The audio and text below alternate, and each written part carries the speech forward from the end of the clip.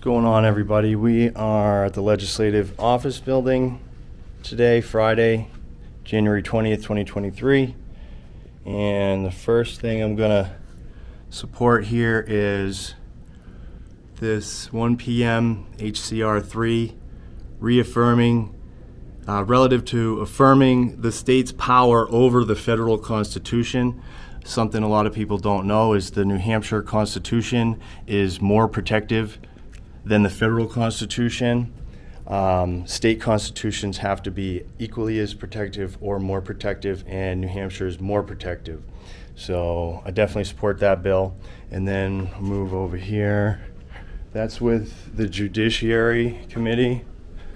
And then the Criminal Justice Committee. There's a few bills over here as well that I'm interested in. Exempting DMT from the Controlled Drug Act. That is at 130, HB 216 FN, right? And then 215, HB 144 FN, restoring firearm ownership rights to ex-felons. I'm interested in that for sure. And 245, HB 31 FN, repealing the prohibition on the possession, sale of blackjacks, slung shots, and metallic knuckles. So that's a good one. I mean, that thing is just a stupid bill, stupid law to begin with, I think. So that's what we're doing here today. I'm waiting. I got like a half hour till this 1 o'clock one. And there was quite a few other bills here this morning that were big. One is we can't activate the National Guard unless there's a declaration of war. That's a very good bill. It's a lot of nullification legislation. People hear me talk about nullification all the time. If you want to know more about nullification, you go to the 10th Amendment Center YouTube channel or the website 10thamendmentcenter.com, and watch some of his videos, read some of the articles, and I would also go and read the 9th and 10th Amendment of the United States Constitution, which points towards the state and the people to decide what rights aren't in there. Just because the rights aren't enumerated in the Constitution doesn't mean we don't have them. And that's very important for people to understand, and it's up to us to decide what they are and to tell our public servants and our government what our rights are, right? So here we are. And felonies committed on the high seas, offenses against the law of nations and slavery, and no other crimes whatsoever. Now we can argue that there's some good federal laws on the books, but why aren't we enacting those laws? If they're so important to us. When you say we, you're talking about the state level. Yes, I thought we were having a conversation addressing yes. So Sure. Other questions for the prime sponsor? Seeing none, thank you, Representative Gearhart. thank you very much. Thank you for your time. I have a card here from Frank Staples of Manchester. Is Frank Yes, sir. here?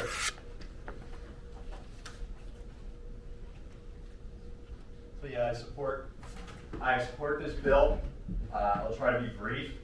You were asking Representative Gerhard to explain nullification. I would suggest going to the 10thamendmentcenter.com. They also have a lot of YouTube videos, and they cover all the different legislation, the nullification legislation that gets put forth across the 50 states. A number of these here in New Hampshire have been featured on this guy's website and YouTube channel. And he explains it very well. And there's different ways to nullify. Number one is nullifying in the first person. I've been nullifying the courts trying to ban people from filming. Okay, I've been doing that. The cops get called. Supreme Court hits the emergency button. There's no law. One of the Supreme Court justices just put out this order saying that nobody can film, and they use Rule 19 as a backing. And Rule 19 actually gives us the right to film in court. So these are the ways to nullify Legislation is you guys' job. Me, I know if I, in person, I speak with my feet and I do not obey unconstitutional laws, okay? And the New Hampshire Constitution is more protective than the federal Constitution. We all know this, I hope. And Supremacy Clause defers to the 9th and 10th Amendment, which gives New Hampshire Constitution supremacy over New Hampshire citizens, as well as the people of New Hampshire. And I believe, I don't know how this could be implemented in anything, but we should not be arguing from federal law in this state, ever, because of the fact that our state constitution is more protective on religion, firearms, and everything else. We have the right to revolution built in.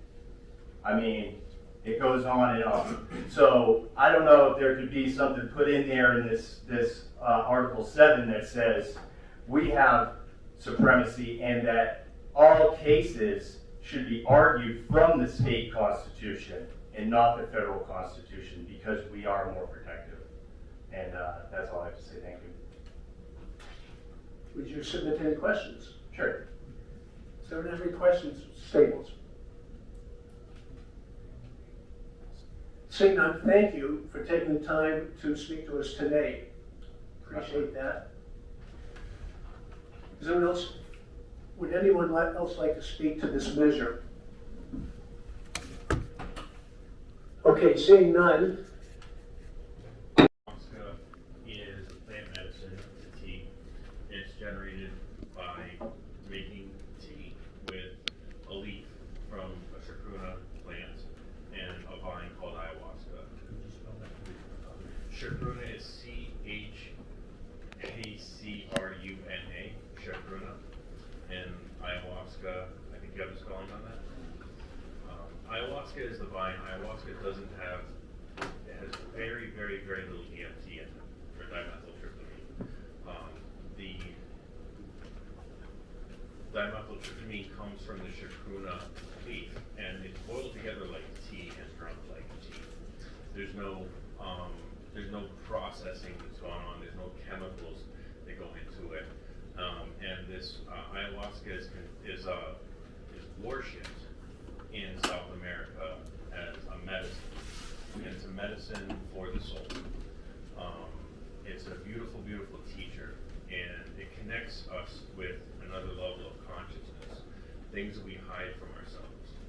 So what it allows us to do is go inside of our mind. Most drugs, like alcohol, cocaine, and opiates, they're abused so that people can forget or stop feeling something.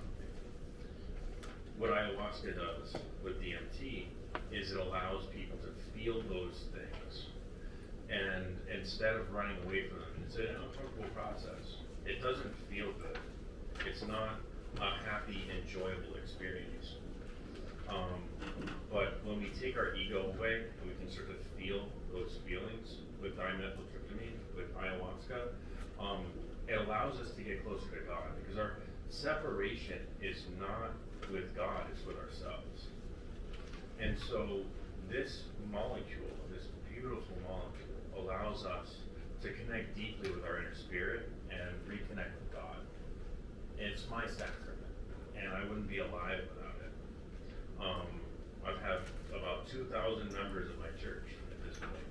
2,000 members of my church, and I've had dozens of men and women who have come. Some of them were addicts, some of them were veterans that gave a lot to this country.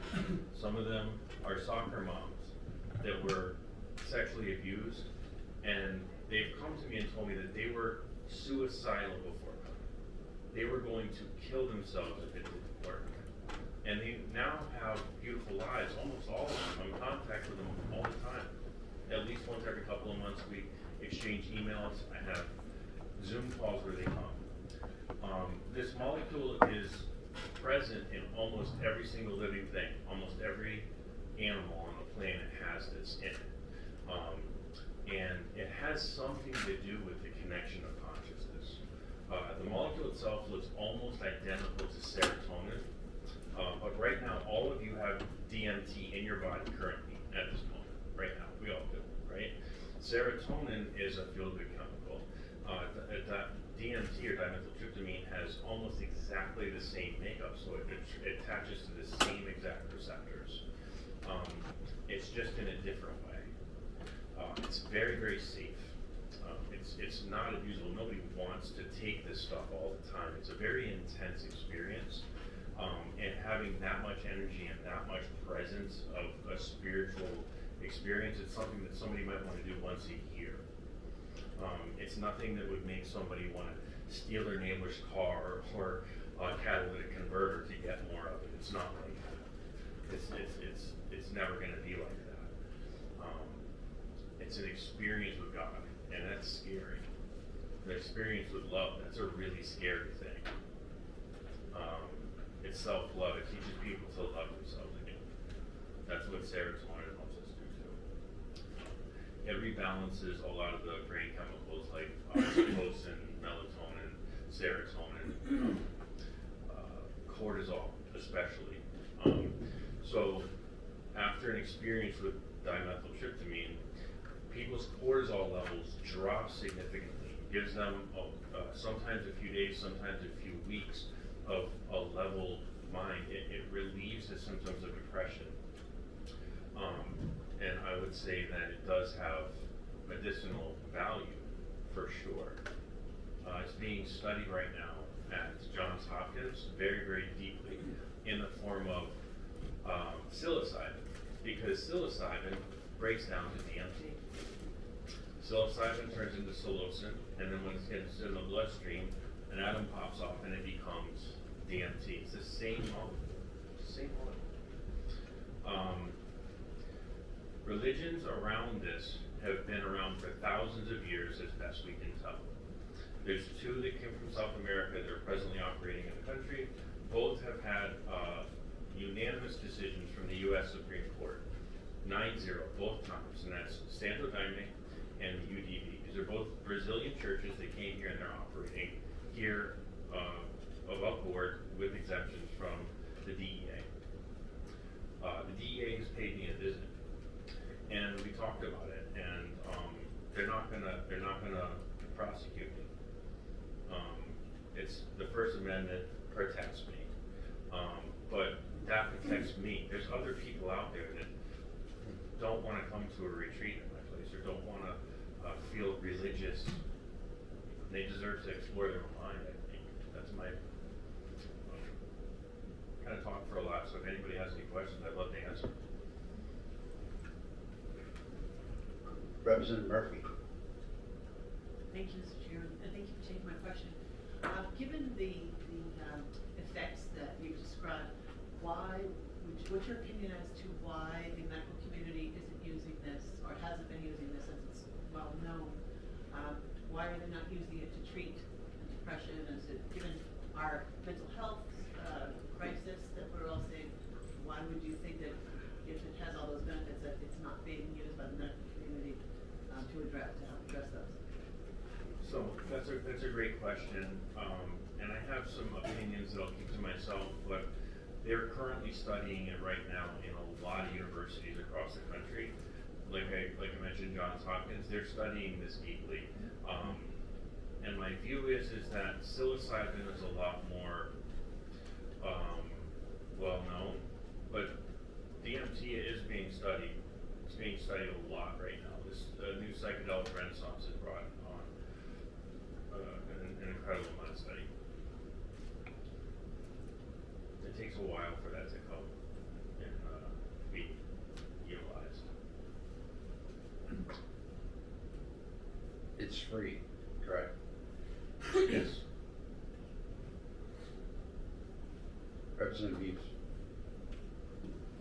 Do you have any medical expertise in terms of the impact, potential impact of a drug like this on somebody who not only has a mental health issue, but who may also have a form of chemical dependency? So, for instance, taking DMT with with alcohol, or taking it with an antidepressant, or taking it with another type of drug, which is very common among people who have used drugs. They've used multiple drugs. Do you have any knowledge of the potential interaction that DMT might have if someone like that used it? I do. So, the interactions with most other drugs are safe. However, due to the fact that DMT is almost a carbon copy of serotonin, if somebody is taking an antidepressant like Celexa, Lexapro, Wellbutrin, things of that nature, the SSRIs, well then you can have a flood of serotonin, and that person can go into something called serotonin syndrome. The serotonin syndrome is an awful experience. It's very, very rarely fatal, but it's really an uncomfortable experience. So raised heart rate, raised blood pressure, and lowered respiration rate, or raised respiration rate. Well, since the serotonin regulates all those things, the respiration rate, the blood pressure, and the heart rate, serotonin syndrome makes them all kind of go haywire. You know, I have been around no less than 5,000 people that have taken this, and I would say maybe 100 people have been dishonest about their use of antidepressants. That's really the main one. And of those 100, I had 4 people that had a difficult experience and no medical emergencies. I've spoken with neuroscientists from Harvard about this, and multiple doctors, nurses, and EMTs to make sure that the safety of this is incredibly important. And theoretically, it can be fatal if combined with an antidepressant, but there isn't a case that we can find. The lethality of this is almost zero. As far as I know, there's been no cases in the United States that DMT has caused death. Thank you. I have a question. If, as you know, with opioids, there's a Narcan. Is there something that can bring someone out of one of these experiences if they're having an issue? Yes, lemon and salt. It pretty much neutralizes the molecule and makes it blow apart. It's a natural remedy to a natural molecule. Lemon and salt. Representative Newell? I looked into this in advance and was trying to find some studies. I'm glad to hear that there are some that are in process now, so I can kind of follow up on those ones. I'm curious, with your experience, vast experience, what is your process? Since this, kind of hasn't gone through the study process and isn't currently being used medically, professionally, as far as I'm aware, what is the process that you've come to find is the right way? I mean, the amount, questions you need to ask in advance, the process for intake, essentially, of someone who is coming to you and wants to experience that. So for me, what I have is a medical form. I have them sit with a nurse to go over their medical form when they come. And I have a conversation with them ahead of time. I've got warnings all over the place and all of that. But I don't want to distract from the fact that my use of it is religious. The state of New Hampshire isn't all going to come to my church, right? I appreciate this bill because it's going to help me be a little bit more safe in my practice, because, I mean, let's be honest, what I'm doing is not currently totally legal. And I understand that there might be some recovery repercussions of that. I believe in my sacrament so much, I'm willing to risk that.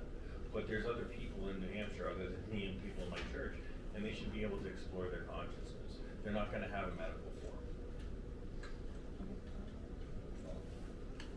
Just to clarify, the reason I'm asking that question is, the bill is very straightforward, right? The bill says we're going to exempt this from the Controlled Drug Act. So that means that that would, if I'm correct, that would make it completely legal for anyone to use, not through a medical professional or within the context of religion, or something like that. And so what I'm trying to get at is kind of the safety precautions that you need to take, and kind of how, if it were legalized, kind of how would we ensure that other people are able to take those precautions as well?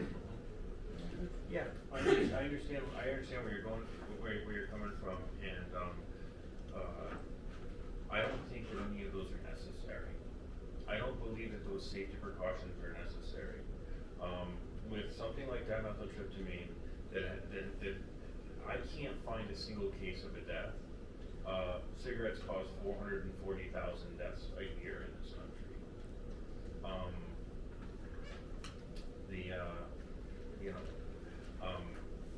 I do it because I want to make people feel safe, because it is a scary process what we do. This is a little bit different than what people will be experiencing on the street. Yeah. Representative Wheeler. Thank you, Mr. Chairman.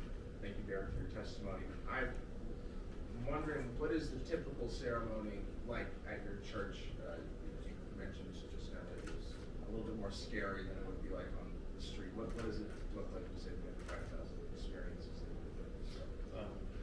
Right, so we have an indigenous shaman come to our church from Colombia, Peru, Brazil. And ayahuasca, when you take ayahuasca, it is a 6-hour, very deep journey into traumas and emotions that we've been hiding from. Right? When you vaporize it and smoke it, you kind of go to another world and you come back in about 10 minutes. Okay, it's a very short and powerful experience, where the way that most people are going to take it at home.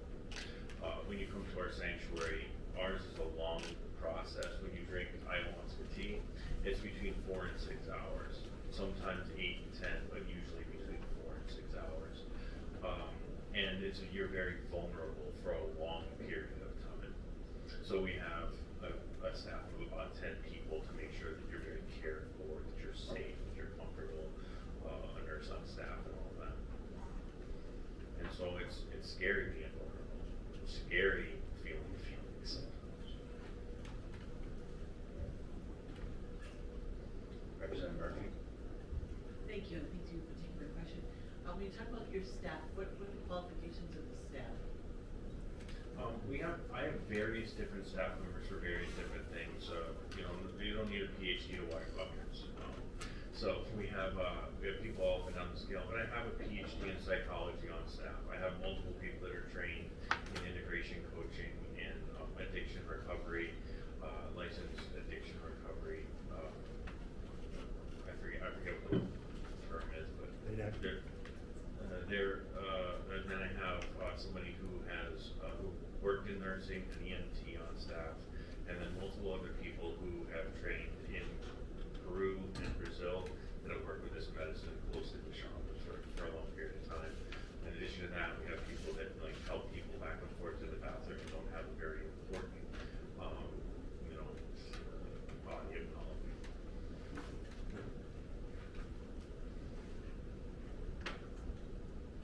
Representative. Thank you, Mr. Chairman. One more question. When was dimethyltryptamine made illegal? I don't know the answer to that right now. Thank you for your testimony.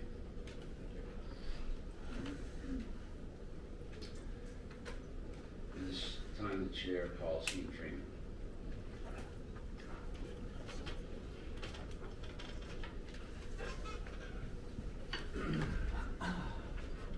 Good afternoon. Thanks for considering this important bill.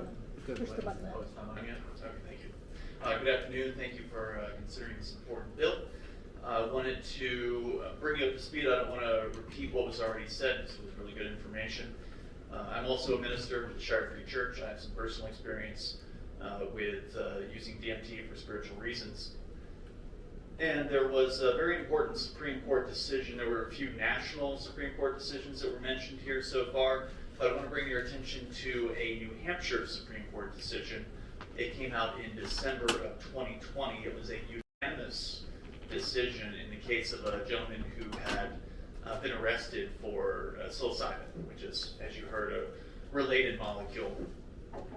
And he was convicted at the Superior Court, appealed his case, and explained to the court, the Supreme Court, that this was his religious sacrament.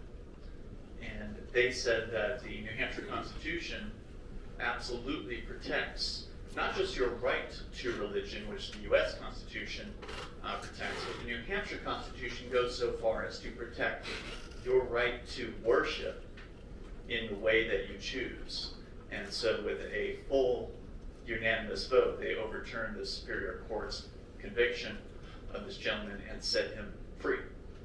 So this bill would simply catch up to where the courts have already set forth. The courts have already said that the use of psychedelic substances is legal in New Hampshire for spiritual reasons. But yet someone who is not using it for a spiritual reason, or at least that's perhaps not their intention, they may end up deciding that it was a spiritual experience, but if they were just using it for a recreational purpose, I don't think that person needs to go to prison. They don't need to go to jail simply because their intentions with this molecule were different. So again, this bill would simply catch up legislatively to where we already are in the New Hampshire courts. And that's all I have. If you have any questions, happy to take them. Representative Newman. Thank you for taking my question. Sure. You just mentioned another substance that the Supreme Court said, in New Hampshire Supreme Court said was legal based on New Hampshire Constitution. That's After right. that ruling, was that removed from the controlled drug list, or is it still on the list? Or has it ever been on the list? Yes, it's absolutely on that list. Unfortunately, last year there was a bill that would have decriminalized psilocybin mushrooms, and I don't think it made it out of committee, unfortunately, as far as it was not given an OTP. It should have been, because again, that bill and this one would have caught up legislatively to where the courts already are. But usually the legislature, as you know, takes a long time to get anything done. It should be done. I didn't know that, but thank you. Okay, now you know. Representative Newman. Real quick. I am not fully caught up with my email. I think I'm about 24 hours behind. Have you submitted that, the Supreme Court ruling, the briefing? Because I think that would be really helpful. No, I haven't, but I'm happy to do that. Great, thank you. Sure. Thank you for your testimony. Sure thing.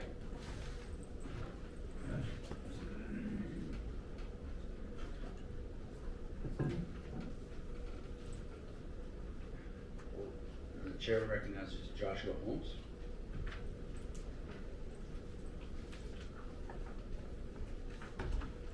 Hello, and thank you for being here to hear this testimony today.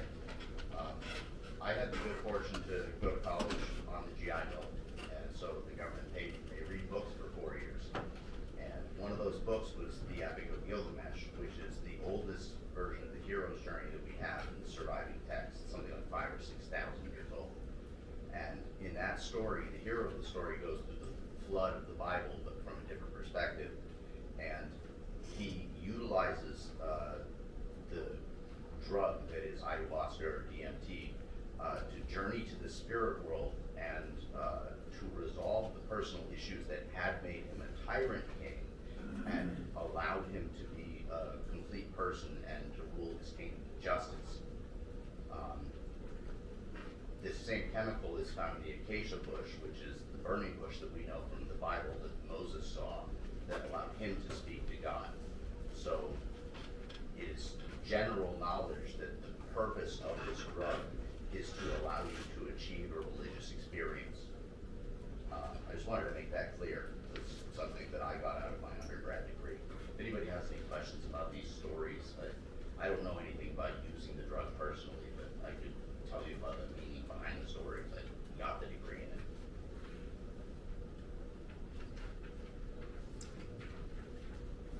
it. Never get no questions. Thank you, Mark. Thank you for sharing your time.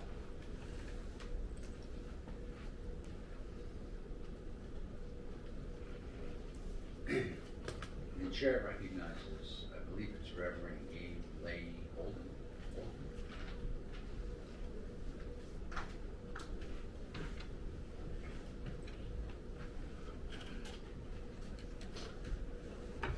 Reverend Gately Holdren. So there's an incredible amount of medical utility to this substance. To put it in recognizable terms, it's dreams. It literally exists in the pineal gland. It's released in small quantities during dreams, large quantities during near-death experiences. You're making something illegal that you are all currently carrying around inside the middle of your head. That's absurd. And there are a lot of people who bring their lives back together because they have some of this. It has tremendous effects on PTSD, and we have a lot of veterans that could really use a bit more sanctity. It's incredibly effective at treating other drug addictions, especially the opium epidemic that we have now could be drastically improved from it.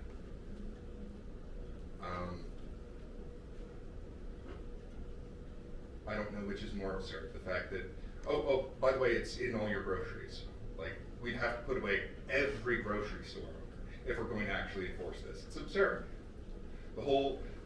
The thing about this molecule, it gets digested incredibly easy. That's why you have to do this special tea to get you to not digest the thing. It's in everything. It's in everything that's alive.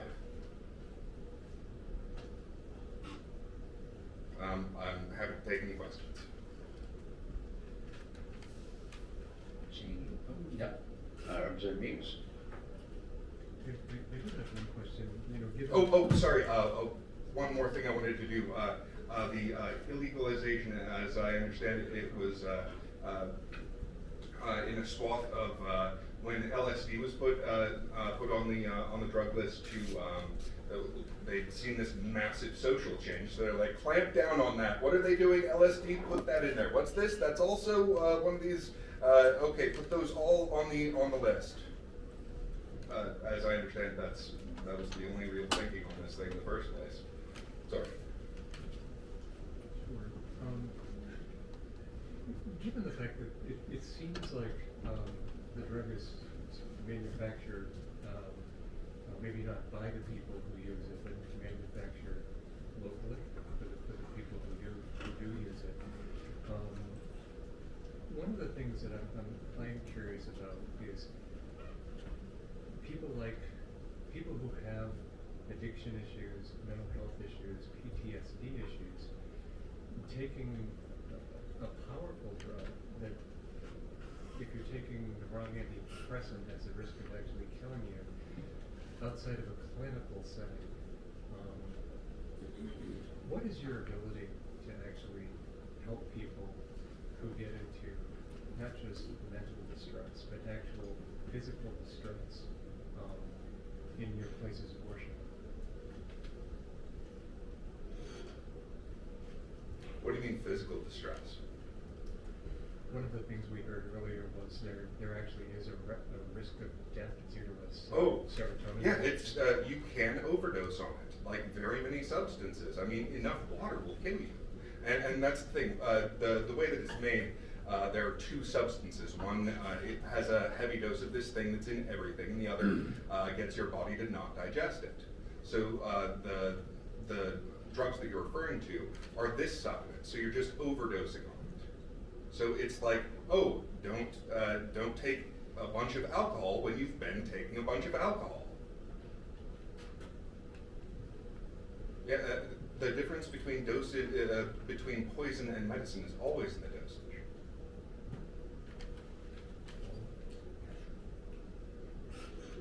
I'm not sure you answered my question. Oh, I'm sorry.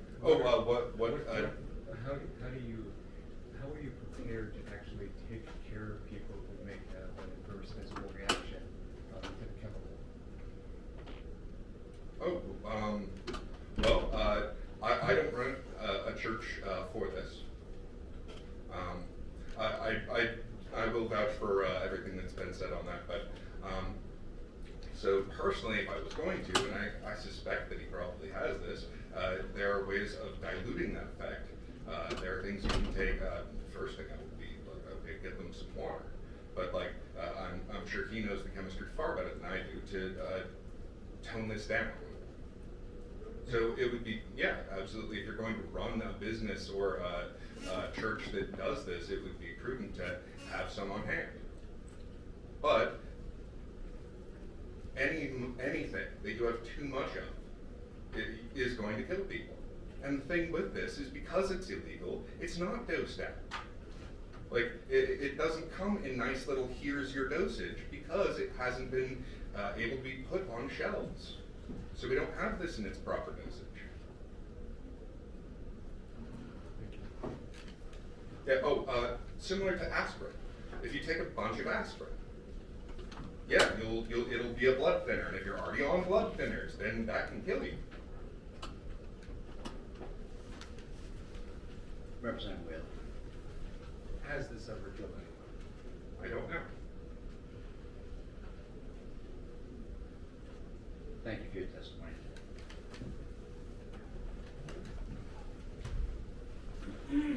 Chair recognizes Jason Gerhardt.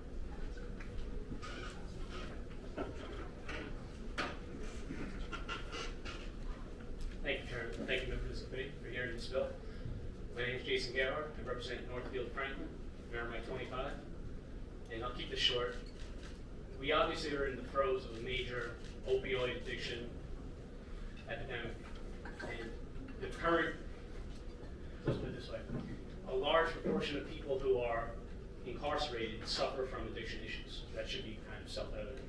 The way of treating this is by giving them other drugs, so most mainly Suboxone. Now, Suboxone is an opioid blocker. The problem is you can get high off of Suboxone. So it's just a mess. It seems like we're substituting one thing for another thing. When we go into the psychedelic realm, people are taking this drug once and overcoming their addictions, or at least coming to confront the issues that drive them to their addictions, which I think is key. We're looking at the dangers of this as if it's somebody doing it every weekend, which just doesn't happen. It's like psilocybin with mushrooms, you know. It's just not something that people do like that, or if they do, they're just burned out. They're going to be the same people huffing paint. I mean, what are you going to do, ban paint?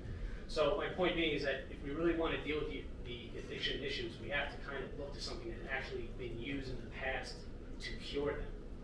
Nate, just real quick, Aldous Huxley, back in the 1950s, he wrote Doors of Perception. That's actually where the band Doors got their name from.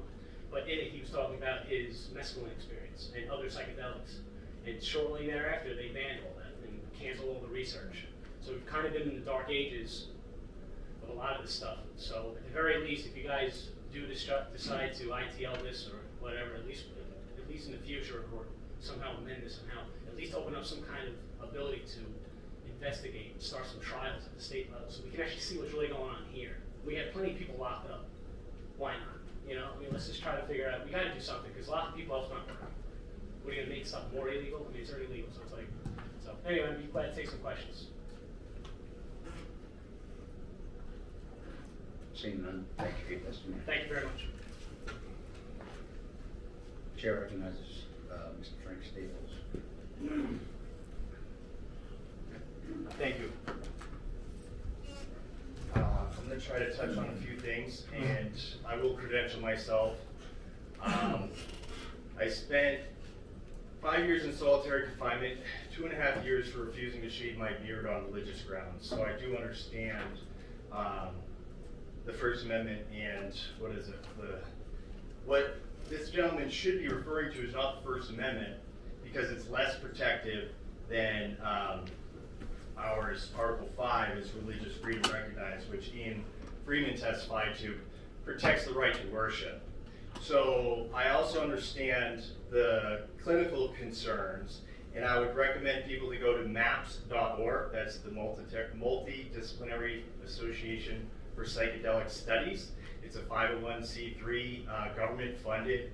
They do a lot of PTSD studies with they're the ones doing all this PTSD studies with the veterans and drug addiction and stuff like that.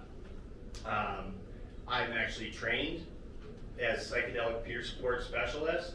I would suggest the gentleman putting forth the bill to have all his staff trained as psychedelic peer support specialists as well, if they're not already. He may have mentioned that, I'm not sure, I came in a little bit late. But I think there's a two-pronged approach here, and if this bill was to make all substances, you know, for religious purposes, because that would cover everything. The mushrooms and all these other, there's another one called ibogaine, comes from the plant iboga. This is specific to the opioid crisis, and there is a contraindication with this one as well. You gotta be careful and make sure you're not taking something that you're not supposed to, like an SSRI when it comes to DMT. But ibogaine is specific to the opioid crisis. People take a dose of this, they go into, you know, a 6-hour, they're in a closed room by themselves, they deal with all this trauma, they come out, and it also kills any withdrawals. If you're having withdrawals, the withdrawals immediately go away, and then they come out, and sometimes in 6 months they might do a revisit, but most people take one dose of this ibogaine, and it cures the opioid crisis. I think it was Rep. Murphy was wondering, why isn't this stuff being used? Well, it is being tested, it is being used, because they are seeing how powerful it is. The problem is big pharma is, all they want to do is push pills that you have to take forever. Okay, ever since the opium wars, every cure has been a stronger opioid. Okay, they had opium, then they created morphine. Morphine became hydromorphone, which is heroin, and then it, methadone and all these, fentanyl, and it's just a stronger and stronger opiate to cure the opioid crisis. It's not working. And we need to change that. So I think that if this bill was passed, it would also expand the clinical usage and the ability for clinicians to apply with MAPS, and people should have the right to go through a clinician and get it done, but they should also, and they do have the right to go get it from his church or whatever. And yeah, there are dangers. There are people who hold rattlesnakes, and they're allowed to do that, right? There are people who die in sweat lodges. Okay, so these things happen, and that's part of people's spirituality, and we have that right under the New Hampshire Constitution, Article 5. So let me make sure. Yeah, I do think that all drugs should be exempt from any religious practices. It would just really streamline that and fall in line with the Supreme Court decision there. So that's it, if anyone has any questions. I'm also I do work in the recovery community. I'm this local coordinator for Smart Recovery. I operate Humble House LLC. It's the only alternative to the 12 steps. Thank you. Representative Newell. Hey Frank, actually I think a memory just came up, you and I speaking on a panel together about substance use disorders. Yes, I've spoken I don't on know if you Repeal. recognize me. I was actually first going to say, it would be good to say that so that people understand where you're coming from. I appreciate that. And given that, I'm curious, when you're talking about ending withdrawals and like its utility as a treatment in substance use disorder, is that, well, I guess first of all, is it opiate use disorder or all substance use disorder that's so far? And then second of all, is that anecdotal, or is there some type of reference to? There are studies. I would suggest going to maps.org, and there are plenty of studies there. You can look at all the different ones. Look up ibogaine, opioids. Google it. I'm sure there'll be plenty of stuff that comes up. It is used for other things, smoking and alcohol as well, but it particularly stops the withdrawals of opioids. And people come out, they've worked through all this past trauma without a therapist. They've done it all in their mind, right? Like it's like a dream world that you go into, and you're not a danger to yourself. You can go and get these treatments. I know a guy, a friend of mine, he's got the money. Took him $5,000. He had to go to Mexico to get an iboga treatment. He was doing like 5 grams of heroin a day, and he went and he did this iboga treatment, and it worked. But most people, and especially the homeless people, they can't do that. And you can get this iboga and the ibogaine. It's readily available. It comes from plants. We can make it. We can mass produce it. People can produce it on their own. And we can really get to the heart of this issue. But again, it's big pharma and these lobbyists who are keeping this stuff from happening. It's all about billing insurance. Even the recovery community, these recovery houses, they send people into treatment, then they come out. I volunteer at Affirm, New Hampshire. I think I mentioned Smart Recovery. I asked them, what tools did they learn? You were in rehab for 30 days, 6 months, 90 days, whatever it was. They weren't taught anything. They go to these little group meetings and individual meetings, and they get billed insurance. They get sent out, put in, and then cycled back through.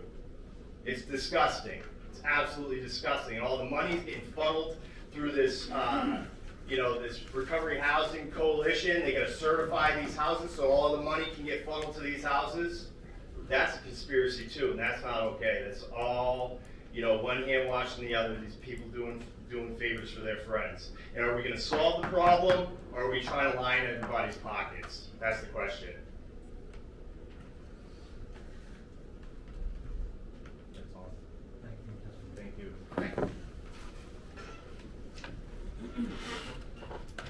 The chair recognizes Bonnie Freeman.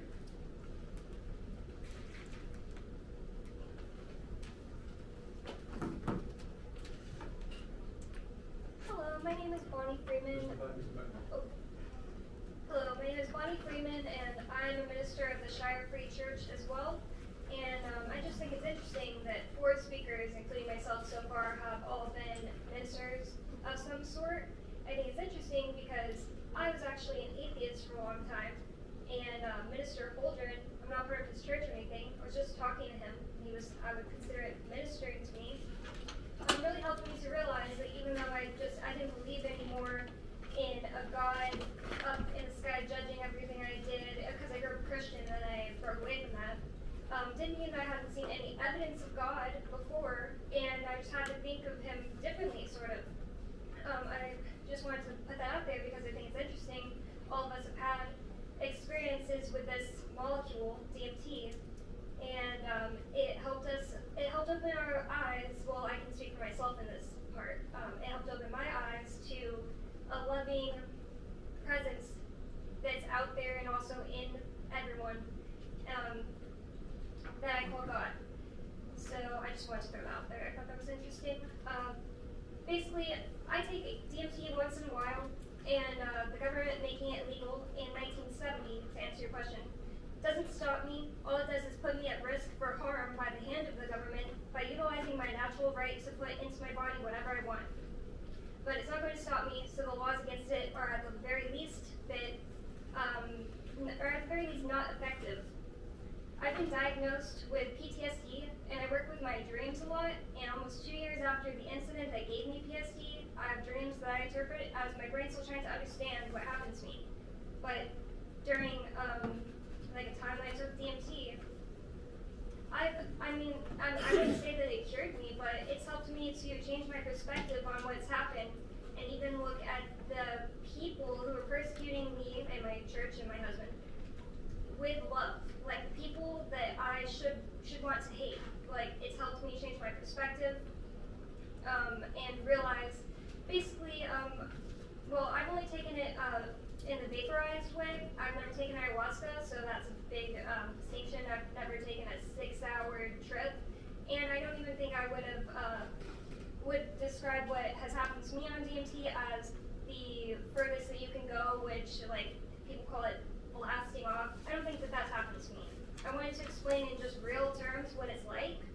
It's like you take it and you start to feel really nice right away. Like, you don't feel nervous.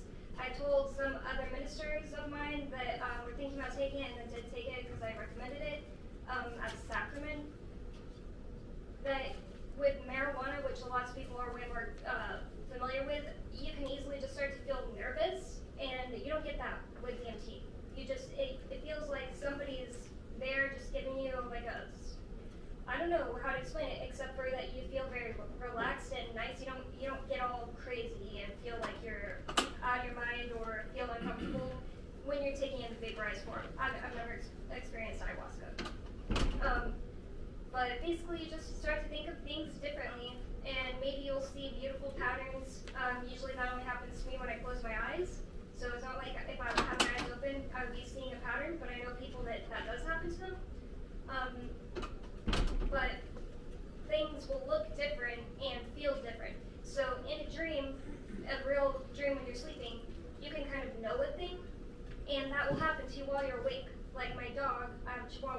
came up to me, and while I'm just in the middle of this, and he comes up to me and is just looking at me right in the face, and I just knew that he was just saying that he loved me. It sounds kind of weird, but in a dream, something like that could happen, and it's just like that. It's senses that you don't have in your regular waking state that you have access to on DMT. And I just want to say that because I felt like a lot of people were kind of talking about it in a really around the subject kind of way. Just wanted to explain exactly what it's like. It's not like being on marijuana where everything is silly and you feel paranoid and your heart rate's beating really hard. You feel very comfortable. At the most, you feel a little heavy, like sitting down feels nice. And that's it. That's all I wanted to say. Thank you very much for sharing with us today. Thank you. This time, the chair recognizes Captain Bill Boyd, the Hampshire State Police.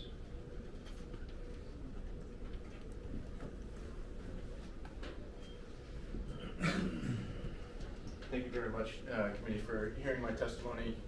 My name is Bill Bright. I'm a captain with the New Hampshire State Police. And this bill, as it's proposed to legalize DMT,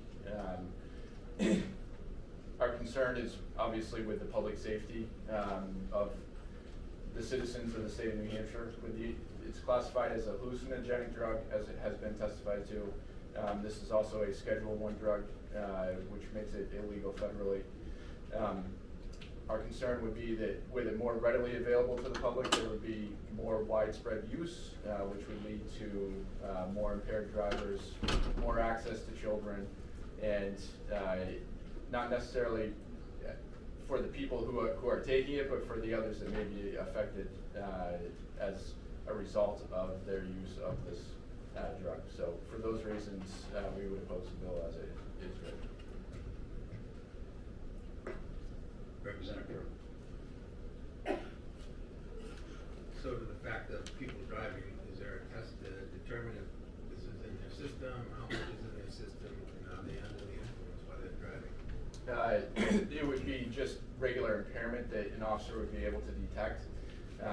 But as far as a test to determine this drug, other than a drug recognition expert doing an evaluation, I'm not a drug recognition expert, so I can't testify to what those indicators would be that would help them determine what type of drug a person is on.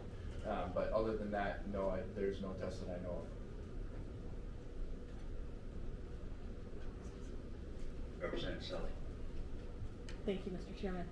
Thank you for your testimony. I'm curious if the law as written were amended to say that it was to be removed from the Controlled Drug Act explicitly for clinical or religious settings, would that make any difference to perspective? I'm just wondering, like, perspective-wise, if it's used in like a set safe zone type of thing, does that change the nature? As with any amendment or any bill, we would have to take a look at the wording and make a judgment call at that time. So I'm not sure how to respond to that.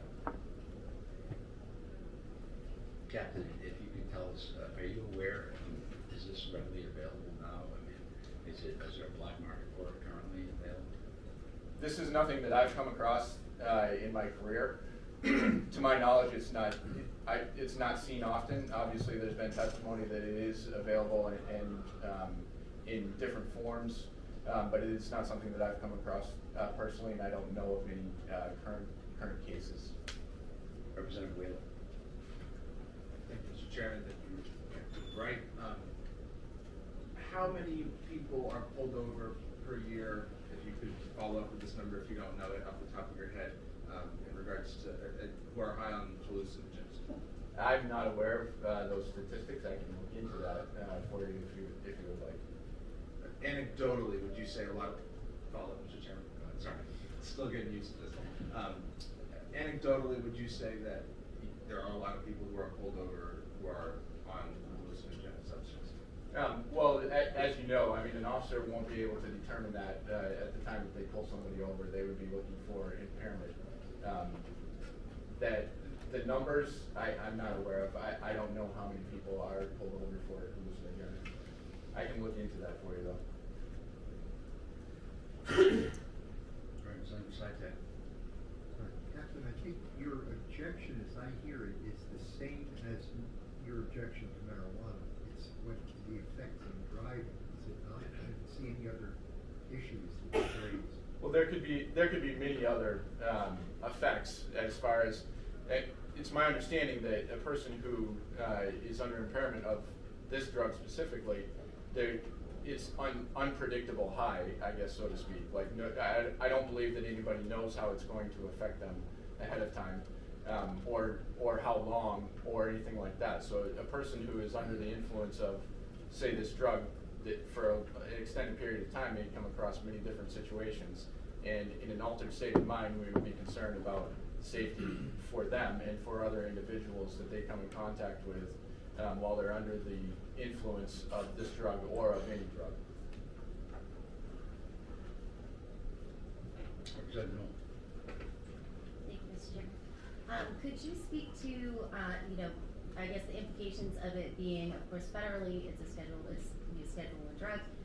If it were legalized as written in the state, what would be the implications of it being federally illegal and legal in the state? A person would still be subject to the federal penalties if they were charged federally for possession. Can I follow up? Yes. Okay, so you're here on behalf of the state police, right? So That's state correct. police, that's under state jurisdiction, so if it were a federal law enforcement, that would be dealt with federally and on That's state. correct. Or if the federal law was broken, they could be charged in a federal court. Okay. Thank you, Kevin. Thank you. And is there anyone else who's going to testify on this bill who has not done so? I would just, Derek informed me he has additional testimony to clear a few things up, and I just asked as a courtesy. He's the expert that I asked to be here for this, so I think his testimony would be extremely valuable. You would allow that?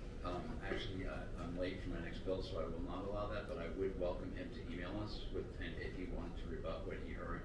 Generally, we don't take rebuttal testimony, so I'd be happy to, if you email the whole committee, and we would take a look at it. Thank you. Thank you. At this time, I'm closing the public hearing. And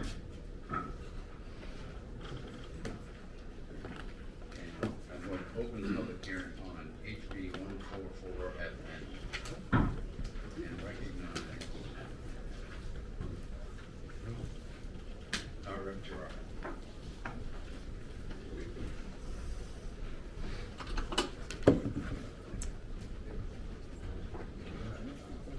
Ayahuasca duration is like 6 minutes.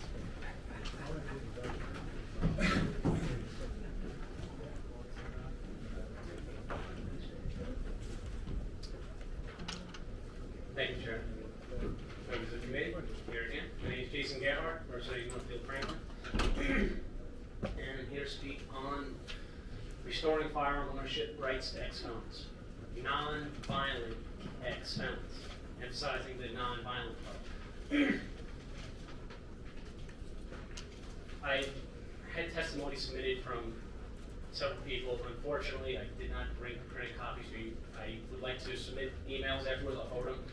I just want to address one real quick. It's very short. Where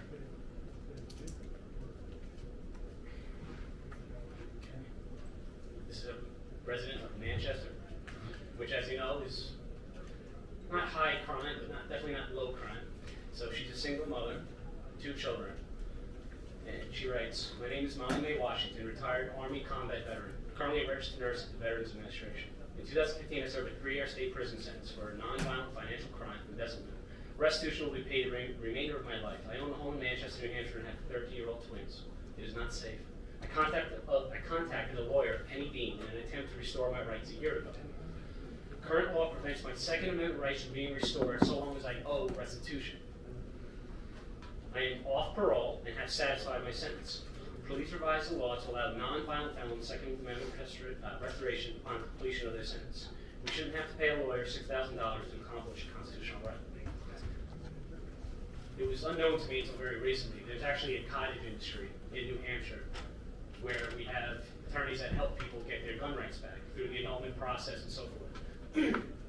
So there's obviously some opposition to this bill on that ground, which I can understand. But point being is, if someone is done with their sentence and they qualify for the annulment situation we already have in state law, I see no reason why we should have to file a bunch of paperwork, expend a lot of money in order to defend ourselves and our families. We already have the Second Amendment right. I'm sorry, not the Second Amendment, New Hampshire. But we have the right to bear arms, protect ourselves and our property. And so I'm ex-felon myself, non-violent. I served 12 and a half years. I'm about to be done with probation here in a little bit, a couple weeks. And it's hard for me to understand how we can have a state representative, this is my situation, obviously, but we can have a state representative who cannot defend himself. So if I'm going out to the parking garage late at night, and somebody else, hates sweet cheeks, just joking, but if somebody there's no way for me to defend myself. I mean, I have a knife, but come on. And it just doesn't make any sense to me, especially now also we have women, and that's another thing with single mothers. I don't know, it's just so hard for me to explain everything in the sense of the absurdity of it all. If you're done with your sentence and you're non-violent, you have no predisposition to violence. What are we doing? Really all we're doing is funneling people into the court system where they pay obscene amounts of money in order to regain a right that they were born with. The last point that I want to make.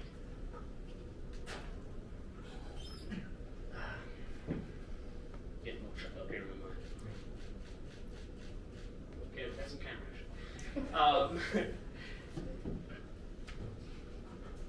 I just think that it's important to recognize everybody's life as equal.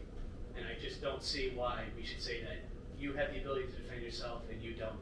Especially when these people have shown no violence to anyone else. I don't know, I'm just confused about this whole thing. So, any questions, I appreciate it. I did have more to say, but I'm getting tripped up now. So, I appreciate it. Thank you. Thank you. What is your understanding of we have these two tiers. The federal prohibition on felons possessing firearms versus the state. In other words, you're asking for us to take care of the state portion of it. In your understanding, would that get rid of the federal part too? No, as far as I'm concerned, the state's sovereign, as are the people. And I'll deal with the federal part of this, let's put it that way. I have another bill in to deal with any gun made within the confines of Montana. I keep saying Montana, that's where the law originated in 2008. Any gun made within the confines of the state of New Hampshire is not subject to federal jurisdiction. The Interstate Commerce Clause has been extended to encompass everything. The whole game is to concentrate power in D.C., which I think is really detrimental to everybody in the state, especially considering Article 7 state sovereignty. But hopefully that answers the question. Thank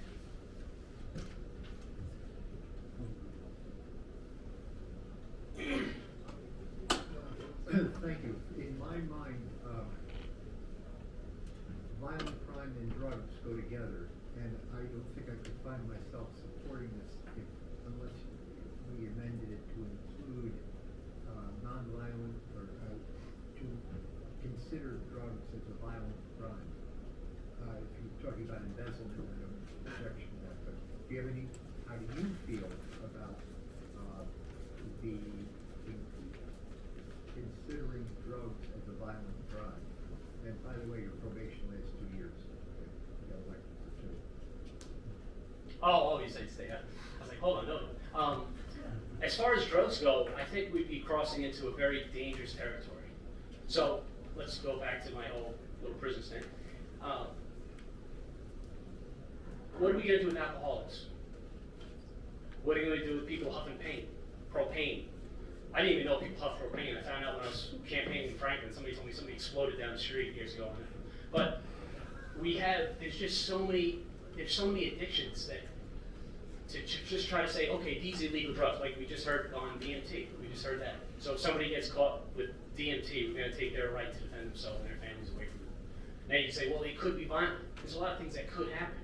You're a man. You could be violent in the right circumstances. I think we need to judge people by what they've done, not what they could do or might happen in the future. It's just, you know what I'm trying to get at? It just gets very dangerous. So, for instance, marijuana is considered the most dangerous thing ever. And now recently, look at Colorado, everybody just kind of gave it up on it, except New Hampshire. But they just kind of realized the writing on the wall. They just kind of accepted what it is. I don't know if that's answering your question exactly, but I just don't want to delve into that territory because it just seems like tomorrow, if marijuana is legalized, what are we going to do? Now restore all their gun rights? It just,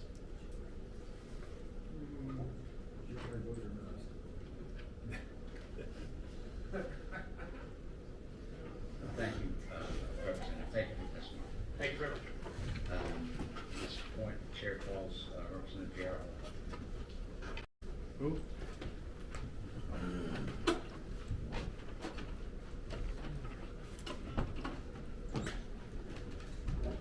Hello, Chairman, members of the committee, Representative J.R. Holt, I'm Mark, New Hampshire, former member of ED&A.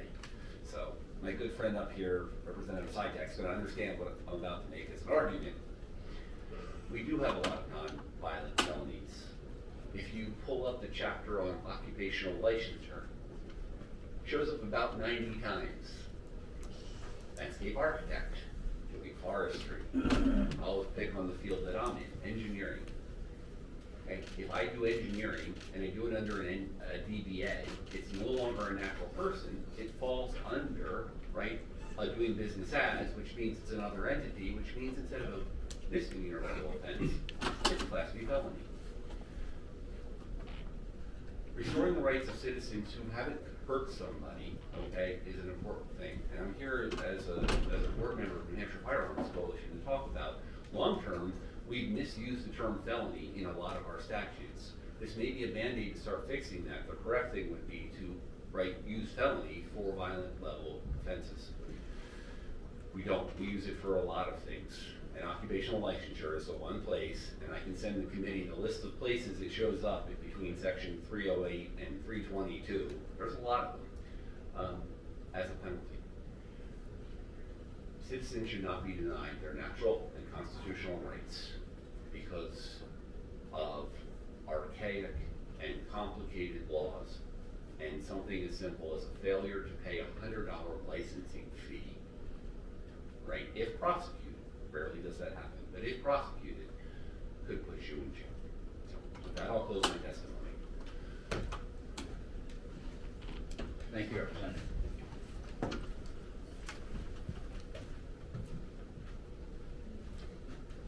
Chair recognizes Mr. Frank Staples. Thank you again. You can see I am armed. I am an ex-felon. And I believe that I am not a felon anymore because of New Hampshire RSA 607A. That is the Uniform Act on the Status of Convicted Persons. Okay? So, whether or not my crime, my felony was violent or not, once my sentence is over, the state statute automatically gives me back my 3 core civil rights: my right to vote, serve on a jury, and hold public office. The federal firearms statute, this is a frequently litigated issue. This comes from 1435, Post-Conviction Restoration of Civil Rights. This is federal.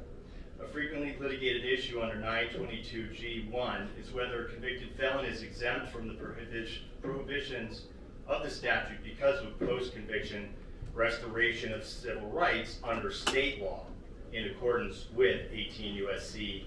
921A20, which gives an exemption if a conviction does not disqualify an individual from possessing firearms if the person convicted has had civil rights restored. In 922G1 cases based upon state felony conviction, courts have uniformly looked to the law of the state where the conviction was obtained to determine whether the defendant's civil rights have been restored and whether such action has nullified the conviction's incidental prohibition on firearms possession. With respect to felony convictions, the Supreme Court declared in Vito v. United States that only federal law can nullify the effect of the conviction through expungement, pardon, or restoration of civil rights. This is so, the court ruled, even though there is no federal procedure for restoring the civil rights of federal felons. Okay, so it's different for federal felons. In United States v. Ramos, the court held that the term restored requires the state to make an individualized official judgment that the defendant should be accepted from the provisions of 922G1.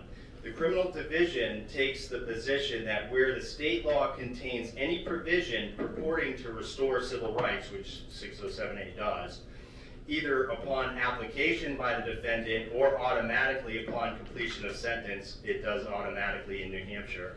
It should be given effect.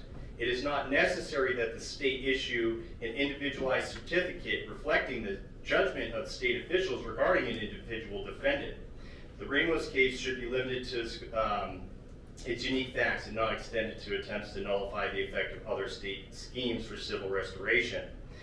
A state restoration document that is absolute on its face should disqualify the affected state felon from prosecution under 922G1, the federal statute. So if it's going to preclude them from prosecution, so I'll be precluded from prosecution for holding a firearm under 922G, then how can the state convict me for being a felon in possession if the feds are relying on this state statute to determine that I'm not a felon?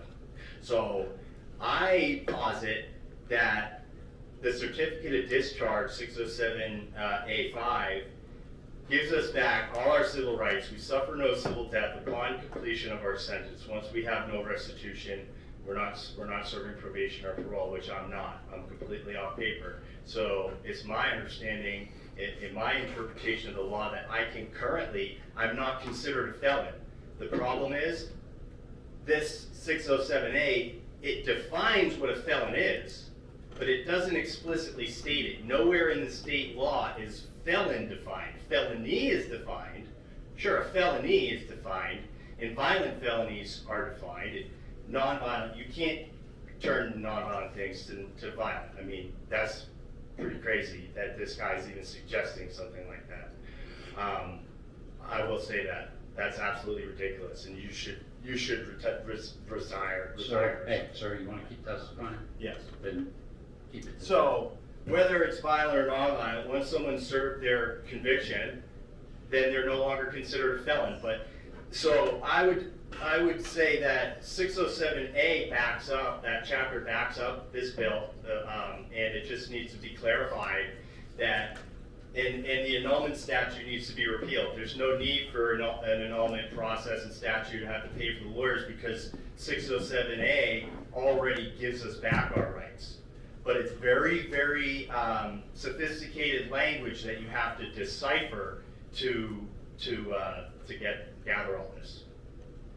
I can read right here, the certificate of discharge. If the sentence was imposed in this state, the other instrument, blah, blah, blah, completion, after completion of service of this sentence or after service of probation or parole, shall state that the defendant's right to vote and hold any future public office of which he was deprived by this chapter are thereby restored, and that he suffers no other disability by virtue of his conviction and sentence except as otherwise provided by this chapter. And nowhere in this chapter does it say that you're not allowed to have a firearm. In fact, the right to bear arms, which supersedes the federal constitution, this is the New Hampshire Constitution, all persons have the right to keep and bear arms in defense of themselves, their families, their property, and the state. So I would like to be able to carry a gun. I carry knives all the time, and I've defended myself with a knife legally. I've never assaulted anyone. And I would like to, like Rep. Gerhardt, be able to have a gun in case I need to stop a mass shooter, which has been done in certain places. There are a lot of crazy people out there, and it's right here. It's protected in the state constitution and RSA 607A. So I figure maybe I'll go out and buy a gun today. Thank you for your testimony. Thank you. Any questions? No. He has one. He's asking me a question. I have a question to the chair. We've just heard an explosion of RSAs. I don't know what he's talking about. Can we get an opinion from the Attorney General whether he's making sense? Oh, I'm making sense. RSA 607A. I'd love to. Would that be public, sir? Yeah. Would I be able to get a copy of that? If he pulls, I would love that. From the Attorney General? Yes. Yeah. Anything they I would love his interpretation on RSA 607A. I've already tried to get it. Thank you.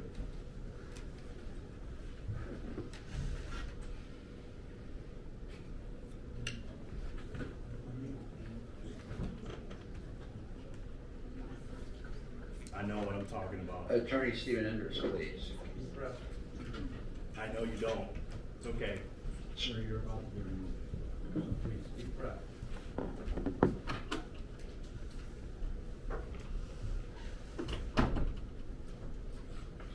Good afternoon. My name is Stephen Enders. I'm an attorney with the Merrimack County Attorney's Office. I've been a prosecutor for a little over 20 years. With reference to guns, it's sort of always a hot button issue and people have very emotional responses either way. But the fact of the matter is, no matter how you feel about guns, the way it is in New Hampshire is you have a right to bear guns and firearms unless there's a specific legislative act that prohibits it. The current statute, RSA 159.3, is exactly one of those statutes. It sets forth a category of people, and that category of people are people that have been convicted of felons against the person or property of another, or drug felonies, and it sets forth a penalty which would make it a Class B felony for those individuals who possess firearms. When I look at this bill, one of the things that strikes me is the first part of it repeals RSA 159.3. So it would repeal that category of persons as well as the prohibition making a Class B felony. And it replaces it by saying people convicted of felonies that did not involve committing an act of violence shall have the right to possess firearms. With reference to felonies that did not involve an act of violence, it makes me wonder what that means. I hear the term nonviolent felons, but I would assume that for a felony to involve an act of violence, it would actually have to have an act of violence as an element of that felony. And the bill defines act of violence as physical harm inflicted upon another individual. There's actually not a lot of felonies that have an element of physical harm inflicted upon another individual. For example, burglary is a property crime. There's no element of violence in burglary. Arson is a property crime. There's no element of violence in arson. Kidnapping and stalking don't have any elements of violence within their crime, so I guess those would be considered nonviolent felonies as well. Aggravated felonious sexual assault doesn't have an element of physical harm in it either. So all of those things don't have an element which requires a person to be injured. Statutes that require a person to be injured, for example, the murder statutes, first-degree assault, second-degree assault. The only drug statute that I can think of that has an element of physical harm is the death resulting statute. But essentially, all of those statutes where there isn't an element of physical harm wouldn't come under the language in this amendment. The other thing that I notice when I look at this in section 1 is there's no penalty provision. So as I read it, it says if you're convicted of a felony that didn't involve committing an act of violence, you have the right to possess and use a firearm. But what if you're convicted of a felony that did have an element of violence? It wouldn't be a Class B felony anymore because we would have repealed 159.3. So it would essentially open it to all felons, whether you are convicted of a violent felony or not. I also think it's odd that the statute itself says that you have a right to possess and use firearms. As I had indicated earlier, essentially everyone has a right to possess firearms unless there's a legislative act that restricts you from doing so. We don't need laws that specifically say this group of people has a right to possess firearms. And I think writing a law that says this specific group has the right to possess firearms becomes confusing because there's other laws that restrict the use and possession of firearms. For example, you can't discharge a firearm within 300 feet of a permanently occupied dwelling. That goes for everybody. But if you're a convicted felon and you have the right to possess and use a firearm, does that law apply to you now? Or does this law trump the one that says you can't fire within 300 feet of an occupied dwelling? It also, for example, in New Hampshire, if you're the subject of a protective order, you're restricted from possessing firearms. If there's a law that says specifically that a certain group has a right to possess firearms, and if there's another law that says if in fact there's a protective order issued against you, you don't have the right to possess firearms, which law wins in that case? It's also worth noting, as indicated earlier, federal law still prohibits people convicted of felonies of possessing firearms. So even if we were to get rid of 159.3, it would be a federal felony to sell somebody a firearm if they were a convicted felon, and it would be a federal felony to possess a firearm if you were a convicted felon. So it's not like you could go to your local gun store and legally purchase a firearm, even if this bill were to pass.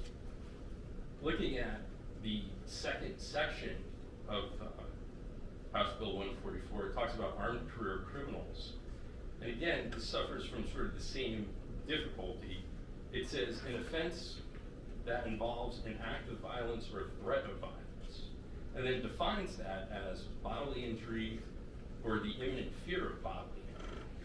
But again, I presume that would have to be an element of the crime. There's very limited crimes that actually have that as an element. There's a number of enumerated felonies in the second section, one of which is arson. But again, arson doesn't have an element of bodily injury or imminent bodily injury. Arson is a property crime. So it makes you wonder, how many arsons could you have before you became an armed career criminal? And frankly, I think you could have as many as you wanted because there's never an element of violence in an arson case. Same thing with burglary.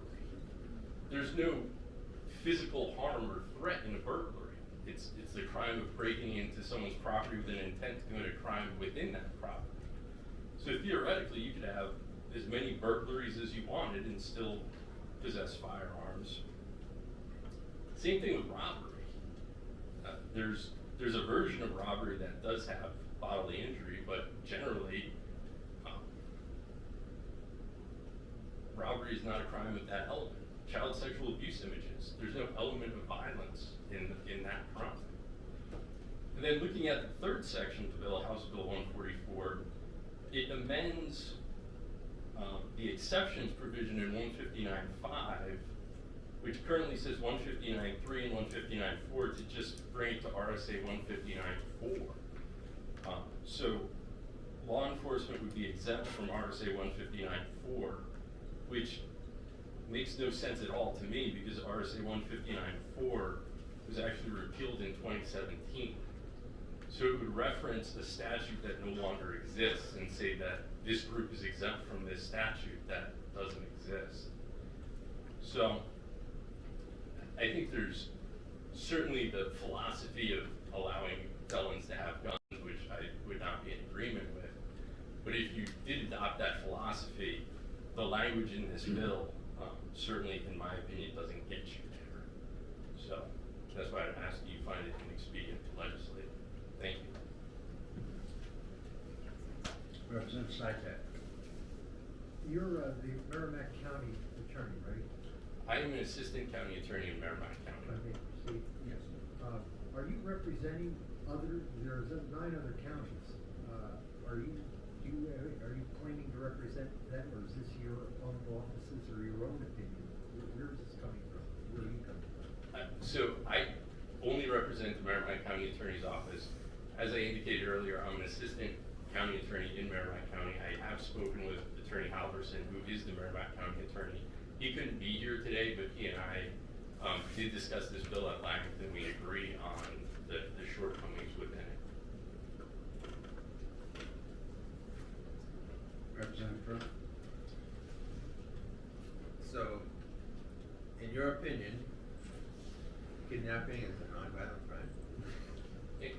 In my opinion, kidnapping does not have an element which requires bodily injury or an imminent threat. So I'm just going to go with you. You can certainly read the kidnapping statute.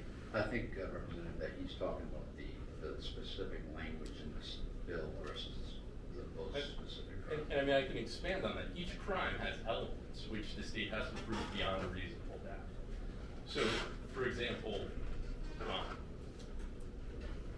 burglary, we'd have to prove that the person entered the dwelling of another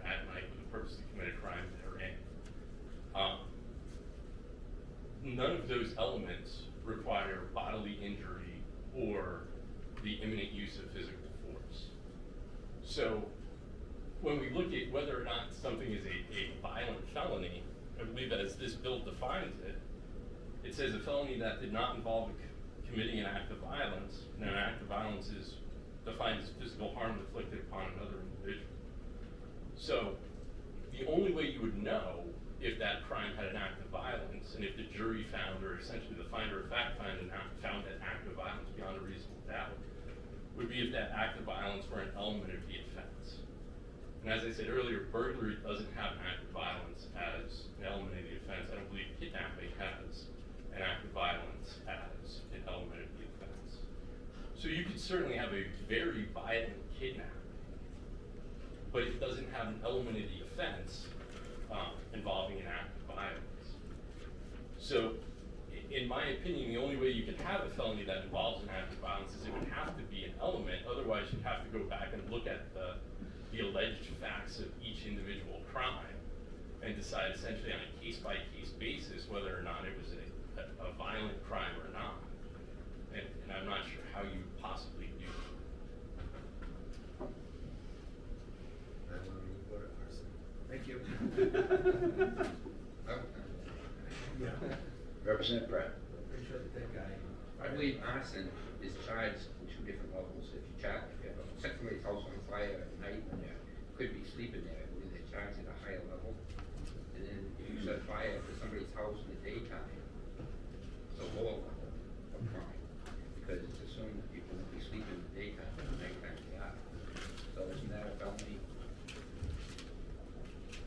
of crime, a crime of injury, or possible injury? You mentioned arson. I did mention arson. And it's funny, you think arson would be in the index, but it never is.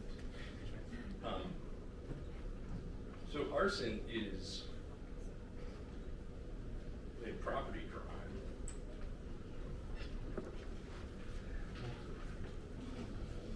Arson is 634(1). It says a person is guilty of arson if he knowingly starts a fire or causes an explosion which unlawfully damages the property of another. So there's no act of violence or threat of violence in arson. Arson is a Class A felony if the property damaged is an occupied structure and the actor knew it was occupied for a historic structure. So again, there's no element of violence or threat of violence in that. But again, violence is defined as physical injury to a person. Okay, I won't believe no. Thank you. Thank you. Thank you for your testimony. Thank you.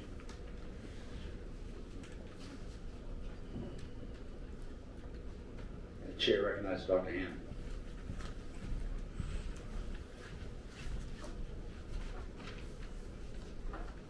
Good afternoon, members of the committee, and thank you, Mr. Chairman. My name is Joe Hannon. I'm the Vice President. Better. Thank you. Good afternoon. My name is Joseph Hannon. I'm the Vice President for Gun Owners of New Hampshire. I'm speaking in favor of the bill. Just for a little background, under federal law, convicted felons lose the right to firearms, and this decision stems from 1934 law. Before that time, for over 150 years in this country, if you did the time, your rights were all restored. They handed your gun back if they took it before you went to jail, no matter what the crime was. And it was so severe that you shouldn't be out on the streets, you weren't usually released. So it wasn't even a problem or even a consideration from the founding of our country and the writing of the Constitution in 1934. In 1968, the Gun Control Act changed it to anyone convicted of a felony, whether or not it involves violence, loses their right to firearms. There's also provisions, as you heard, to have the rights restored at the federal level, and also they can be done at the state level through different mechanisms depending on the state. But we also know that the federal level has really no implementation of following through on that mechanism at the federal level that's funded, or if you try to find the phone number to call to have your rights restored, I still have not found that phone number. The federal prohibition on nonviolent criminals is not supported by the original understanding of the Second Amendment. This is a new phenomenon since 1968. There are cases in court currently. There's one in Philadelphia. There was one in Colorado that people are trying to get the rights back for nonviolent crimes. I believe I can't remember the name of the case offhand, but the Philadelphia case, they're relying on the recent Supreme Court decision over the summer that people have a right to bear arms, but this is one of the biggest, I guess, rebuttals to that is, well, reasonable regulation, all this stuff, all these different examples of why you can have gun laws against everyone having a firearm. But what we don't hear about is what we should hear more of is the Supreme Court also said that it should be based on the original intent, and that was the purpose of the last several big gun rights cases that have been decided on by the Supreme Court. And the intent was obviously not to restrict the rights of nonviolent people from bearing arms. Even our own state constitution says on penalties, Article 18, I'm sure you're aware, penalties to be proportioned to the offense's true design of punishment. All penalties to be proportioned to the nature of the offense. No wise legislature will fix the same punishment to the crimes of theft, forgery, and the like, which they do to those of murder and treason. For the same undistinguishing severities exerted against all offenses, the people are led to forget the real distinction of the crimes themselves and to commit the most flagrant as with little compunction as they do the latest offenses. So, it's a non-violent crime of writing a bad check 30 years ago or food stamp fraud 10, 20 years ago. Is that something that's worth depriving someone the right to defend their lives and the lives of their loved ones? I don't believe it is. I think that is definitely not proportionate to the crime. And have a blanket law that says you can't have your rights that are inherent rights, I think it's absolutely wrong. I don't want to go too long because I said I'd only be a couple minutes, but a few little things about the bill as far as specifics. There is it says it shouldn't apply to U.S. Marshals, sheriffs, police, or other law enforcement officers, bailiffs, court officers, etc. So we're creating a special class of citizens. Again, it's already in the law. A lot of these laws don't apply to those people. But if you have an officer who's allowed to keep their job, or a military person who was convicted of a felony, inducted into the service, they're serving their time, they could be walking around with a rifle in active duty in New Hampshire, and that's totally legal. So we've created little second classes. We've created different classes of citizens and how they're to be treated in New Hampshire with firearms laws. And there was a comment made about violent drug laws, and I asked myself, if someone who's purchased or used or tries to sell the drug, ethanol, is that person a violent criminal? If they are, I think we have a lot of questions to ask our own state for selling it on street corners all throughout the state. So just by the inherent fact that someone is using a drug, sold it, or possessed it, the only distinction is licit versus illicit drugs, and that is something that is being debated in other bills and laws around the country. And from personal experience, I can tell you I've never been assaulted by someone who was on cannabis, and it's not a cannabis bill, but I've never been assaulted by someone who was on cannabis in a bar. It's usually someone drunk, get beer muscles, and they get all in the bowl and stuff. So I don't think we should draw those distinctions on our own perceived biases towards different substances, because I'm not going to ask it for a show of hands, but if you raise your hand and you drank alcohol, you may be a violent criminal. So I'm happy to take any questions. What is the position of the organization on, we were talking about felonies, but isn't it also true that any misdemeanor where you could spend up to a year in prison, it triggers a federal bar of possession of firearms? We'd be very happy for an amendment to extend it to all those also. If someone is not convicted of violence, or someone is not a violent person, why should that right be taken away? And in this state, it is not decided necessarily on a case-by-case basis. If you've been convicted, you're automatically denied that right beyond the terms of your punishment and debt to society. We always I heard growing up, you do the crime, do the time, but also you paid your debt to society. When does that happen? Apparently, death is when it happens. So, just a follow-up. Yeah. An OUI conviction. What? An driving under the influence conviction, you can lose your right to carry firearms because of the potential penalty. Absolutely. Is that accurate? Yeah. Representative Newman. I just have a quick follow-up to your question. What about a DUI or OUI, a conviction that caused injuries? Is that a violent felony? That gets to, is there a good definition either in local New Hampshire or federal law on that? I think it is addressed in the language of the bill. In this paragraph, an act of violence means attempting to cause or purposefully or recklessly causing bodily injury or serious bodily injury with or without a deadly weapon. So I believe that would be covered if someone is seriously injured. Whether I agree with it or not, I don't want to say, because I don't know the specifics of any individual case, but if someone is injured by this, I would read it as they would be prohibited and not exempt through this bill. Thank you. I think that covers it. This bill becomes law. Thank you. Thank you. The chair calls Ian Freeman.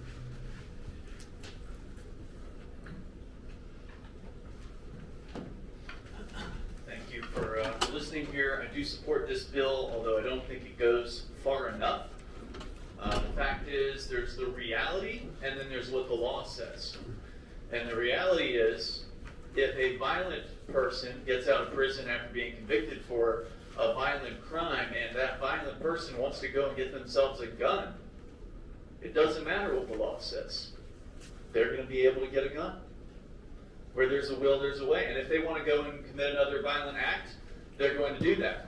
They don't care what the law says. By definition, that kind of person doesn't care about what the law says. They've proven that by the fact that they violated it in the first place. So really what these prohibitions on felons owning guns or possessing guns prohibits is the people who've tried to turn their lives around.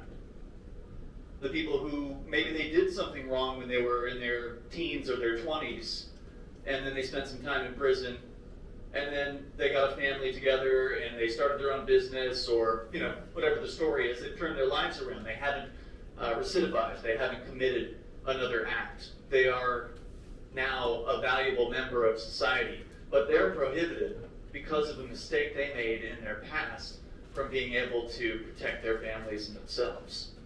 And the New Hampshire Constitution is very clear when it says that all persons have the right to keep and bear arms in defense of themselves, their families, their property, and the state. It doesn't say, with the exception of if the legislature doesn't like them.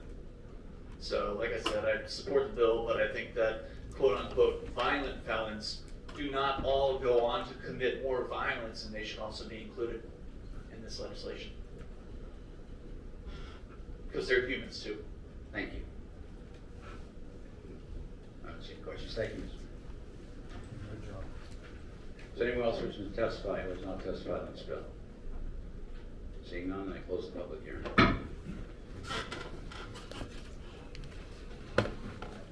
No reason to have a prohibition on these items anymore. We allowed knives of any length to be legal in New Hampshire over 12 years ago. We have people able to carry firearms for self-defense, and the truth is that blackjacks, slungshots, and brass knuckles are purely non-lethal defense weapons, tools to be used to protect yourself. And quite frequently, let me define what a slungshot is, because most people don't know what it is. It's essentially just a weighted stone or a ball on the end of a braided rope. And quite often, those are sold as monkey fists, and they're carried on keychains. Quite often, women will carry these to be able to offer some form of self-defense if they're assaulted when they're walking alone. Blackjack is the same sort of thing, except that it's a leather strap with a weight in one end. And these strictly non-lethal, antiquated methods of self-defense should not be prohibited from an option for somebody in addition to being able to carry a knife or pepper spray or what have you. If I go to the actual statute, because it wasn't included in the bill, I think that it's important to also hear how it's written. 159.16 says that whoever, except as provided by the laws of this state, sells, has in his possession with intent to sell, or carries on his person any blackjack, slungshot, or metallic knuckles, shall be guilty of a misdemeanor, and such weapon or articles so carried by him shall be confiscated to the use of the state. What the state's going to use it for, I have no idea, but the state can go around collecting them, confiscating them, and then using them.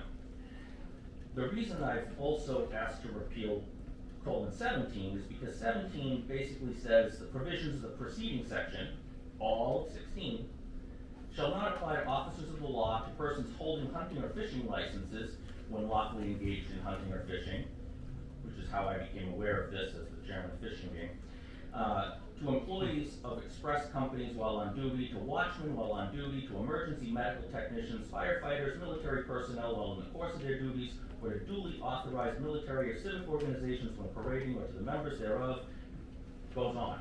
There's a whole lot of people that are allowed to carry this and exempted from the previous section, but it's such a poorly written bill that when they put this exception in, it accepted the entire first paragraph, which also included selling. So you've essentially said that all of these people listed here can sell blackjacks, slingshots, and brass knuckles.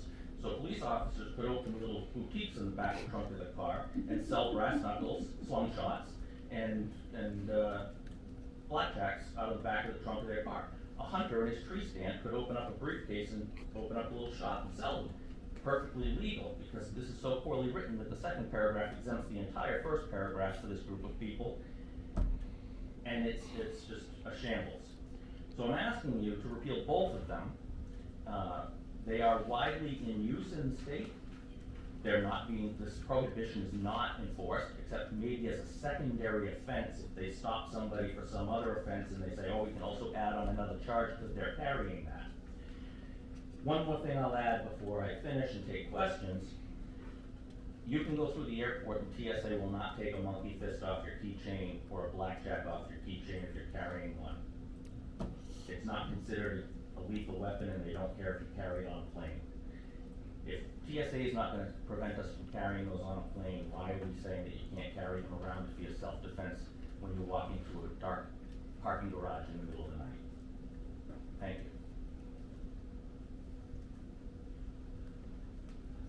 Representative Seidel. When you read that list of the original bill, the original law, you said possession with intent to sell. Is it possible to just outright own it? No, it says whoever, except as provided by the laws of the state, sells, has in his possession with intent to sell, or carries on his person. What prohibits just outright ownership in that? What carries on his person? Carries on his person. Technically, I suppose you could own it in your house, and frequently we've seen, I mean, growing up, I've been in New Hampshire all my life, and you could go down to the local 5 and 10 shop and you'd see brass knuckles for sale and they would say they're paperweights. And right now you can go on Amazon and buy a blackjack, and it's called a book weight, because it's a leather strap that has a weight on the end that holds your book open, but it's a blackjack. And a monkey fist is just a steel bell bearing inside a braided paracord that's hung on your keychain, and it's considered technically a slingshot. But it offers somebody, just like wrapping your keychain up and having a key ready in case you get assaulted, it offers you something easy at hand while you're walking to your car that you can use to defend yourself so you can run away. It's a non-lethal tool. Thank you. Thank you.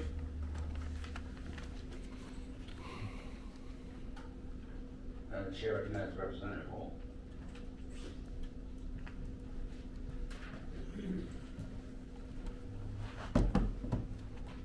Thank you, Chairman. Representative Paul Dunbarton here on behalf of the New Hampshire Firearms Coalition.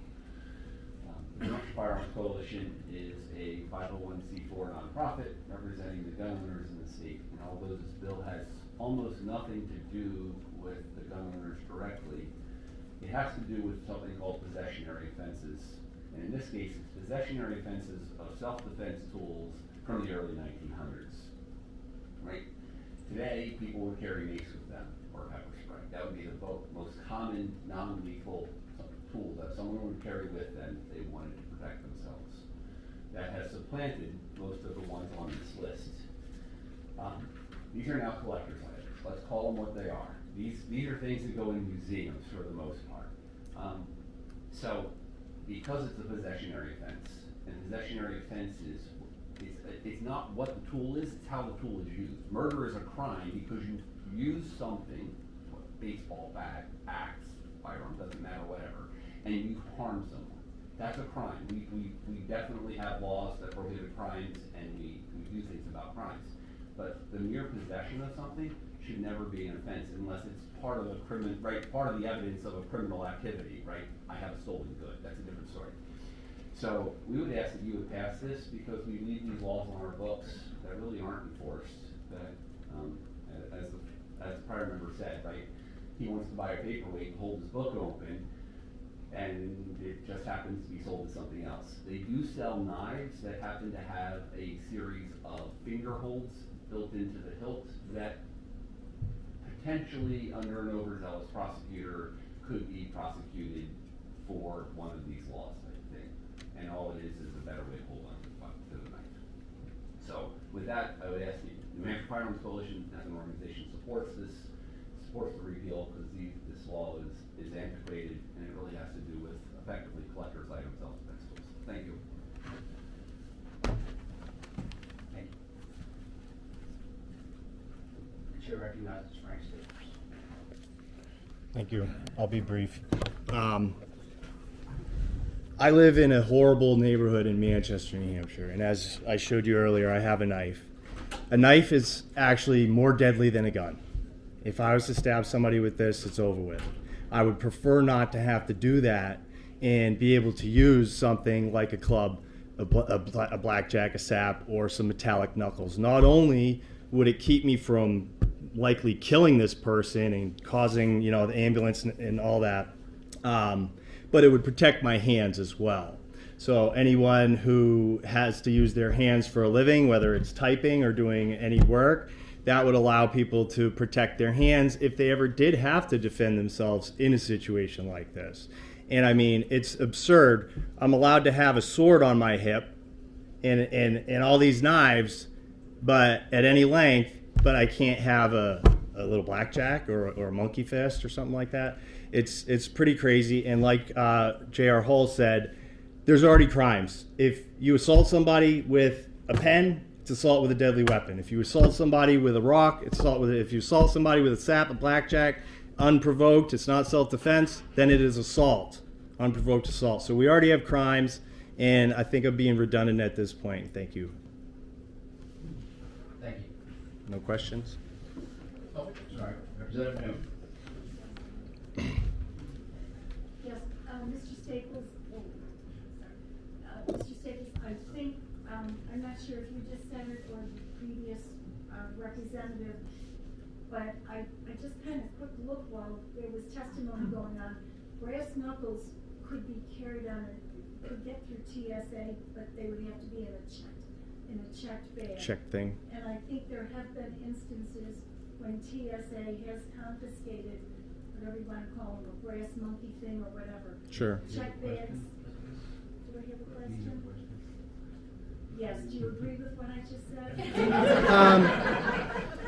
I mean, I know that they sell on eBay, they sell like bulk things that have been confiscated by TSA that people never came back to claim. So I'm sure there's probably, I've never purchased a thing like that, but I'm sure they confiscate things and make mistakes. Like these, I think the problem that we have here is there are just too many redundant laws that aren't really doing anything except causing a lot of confusion. We have these assault laws. Somebody assaults somebody, it's assault, whether it's with a weapon or without a weapon. And the weapon could be anything. It could be this Clorox thing. All right, thank you.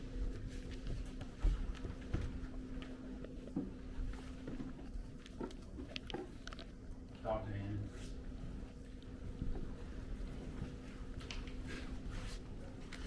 Hello again. Joe Hannon from Gun Owners of New Hampshire. Like Representative Holt said, I'm from a gun organization in New Hampshire, but this is relevant because it has to do with any kind of harm or possession case. I actually had to look up some of the terms. I know what brass knuckles are. I know what a blackjack is, but a slung shot, I just wasn't sure exactly. So I looked it up and I was like, oh yeah, I know what that is. But historically, it was actually used for maritime reasons. It was weight fixed to a long cord to be used to cast a line from one location to another, which explains why in the current statute it's one of the exceptions to carry any of these items during hunting or fishing if you have a valid license and you're doing that activity. So it's okay to have it, I guess, if you're doing that, but I don't really see a way how you can buy it or sell it unless you happen to see someone else hunting or fishing and happens to have a blackjacks, or whatever the price knuckles with them, or slug shot, and you can buy it while you're both hunting and fishing, where they're a law enforcement officer or any one of these other exceptions. So I do believe that a lot of these things are not even going to be really used at all for self-defense purposes, as there are far better ways of doing it. You need a permit to carry a firearm in New Hampshire if you're legally allowed to obtain a firearm. That's a pretty, superior method of self-defense. But not everyone can afford hundreds of dollars for a firearm. So if someone is poor, this is actually something that disadvantages people. They can't afford $400 or $500 just to defend themselves. The law also talks about, and I'm sure this is, just semantic, but has in his possession with intent to sell. I guess women are allowed to have these things. It doesn't say anything about her, it just says his. So I don't know, maybe because I'm reading too much into it. But interestingly enough, it says if someone's convicted or someone has these items, it's a misdemeanor. But if any such weapon or articles is carried by him, not hers, it shall be confiscated to the use of the state. So I guess the state really needs brass knuckles, slug shots, and monkey fists, of course, all these items because this is how we're going to get them. So I don't think this is a really important law to keep on our books. I think it's superficial and actually a silly law to keep, considering all the other laws that we currently have.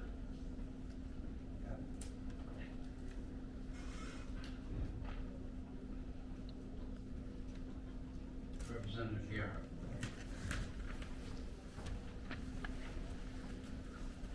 Thank you, Chairman. Members of the committee, make this super fast. Representative Gerhard, Northfield Franklin. I just wanted to support this bill and to address what you said earlier about TSA and brass knuckles. I know that you can have belt buckles with brass knuckles on, but I'm pretty sure that would get passed if you wanted. So, and just curiosity's sake, did anyone file opposition to this bill? No? Okay, just curious. All right, thank you very much.